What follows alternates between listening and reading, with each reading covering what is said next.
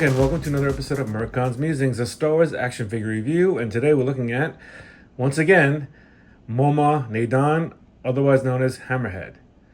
So sometime back I did a review of this action figure, not this specific one, but the character Momaw Nadon. And this one had not come out at the time, so I said I would come back and review it, and here we are. So just for reference, I'm not going to go into the backgrounds of these characters because I already did it once before, but just for reference, the earliest version of this character is once again the Kenner action figure that came out in 1978. And, typical Kenner, 5 points articulation. Looks great for the time, very basic. It's really interesting because to see how it goes from this figure to that figure is pretty amazing. There's lots of different ones in between. The next one that was in between was the Power of the Force 2 from 1996. This figure is the first time that the card actually states Momaw Nadon as the name of the character, and had both red and green cards. And it was a typical Power of the Force 2 articulation. Two legs move, the arms move, the head moves, and the waist move. So it was, 5 points of articulation. Not very awesome. The scope was okay.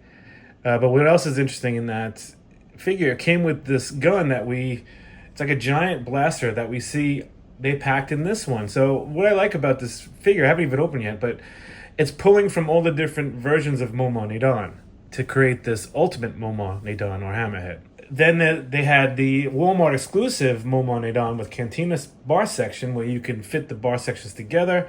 This one was also an interesting one. It had some basic articulation, new sculpt, but they used some of the aspects of the Power of the Force 2. And then here we have the Saga Collection, which is another step in this evolution. This one actually came with the staff. The first time it came with the staff. He's got a little table, and he's got a drink in his hands. And the sculpt was probably the best up until now. It has some really nice paint applications to it, which made it really nice. But this is definitely not the definitive. I said this before. So now we're going to take a look at the definitive one, which is this one, which is Vintage Collection 362 Deluxe Action Figure. Came out this year, 2025. And I'm going to bring it in so you can see it better. The card is amazing. It's just like the original Kenner card, but obviously it's deluxe. It's much more wider. Kind of like the Luke that came out of the new Landspeeder, which I did a review on recently as well. I like the card back, but I don't like the large card back. I like the regular card back. But if this is the way they're going, I'm hoping I can find, some way to protect these carded figures. If anyone knows of a place that has a giant size carded figure like this, just leave me a message on the review. But yeah, this figure is pretty awesome. So we look at the front, it's just like the original. And I'm going to take a look at the back of the card, and the card reads, "An exile from Ithor, Momaw Nadon was a rebel sympathizer who cultivated a hidden garden in the mountains south of Mos Eisley." And the thing is great about this, you see it's all in different languages. So it's like what I just read is a little blurb about Momaw Nadon, and has all the warnings and everything. So this is a typical card back nowadays. Unlike in the Kenner wave, they didn't have all these warnings in different languages. So I hate to say this, but I got to open this thing up. So that's what I'm going to do right now. I'm going to open this thing up, and we'll take a look at it. Okay, now that I've unpacked the action figure, I've noticed a few things. It's really awesome. The sculpt is amazing, but when I was trying to stand it up, it had a hard time, so I had to adjust the feet. But this thing is quite amazing. It's really, really good. The details are incredible. He's got the neckerchief, and it wraps all around the back of his head. It's got such great articulation. It's got insert joints and ball joints in the shoulder, insert joints in the arm by the elbow. The hand actually can be moved as well, up and down, and of course it moves circular. So they give it a little extra articulation in the hands. It has a waist articulation. It has insert joints in the knees.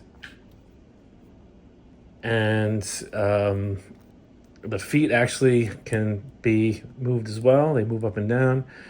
And I think that was the problem I was having when I was trying to set this figure up to stand. Because there's so many accessories.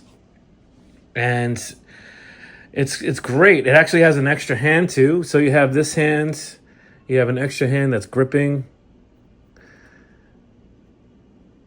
So this one's got a trigger hand. So if you wanted to put the E11 blaster in his hand, you can. And it will hold it, hopefully, at least to get his finger, his large finger into the trigger. So you can give him the E11 blaster. And you could also give him this thing that came with the Power of the Force 2 line, this gun, which is crazy. It's the exact same one that came with the Power of the Force 2 Momaw Nadon. You could also give it... Let me take off this hand, because this is pretty cool. This thing is super awesome, I gotta say. It's like really, really amazing. So you can have him hold the staff, like the Saga Collection one. Or you could just put a drink in his hands, which is cool too. So yeah, this thing is super, super awesome. I can't get over how amazing this action figure is.